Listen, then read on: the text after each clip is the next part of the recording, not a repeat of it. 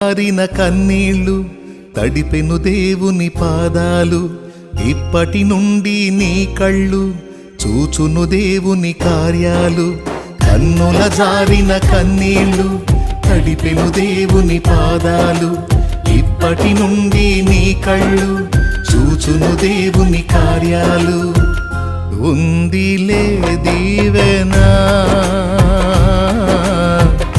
ఎందుక వేదన, పొందిన యాతన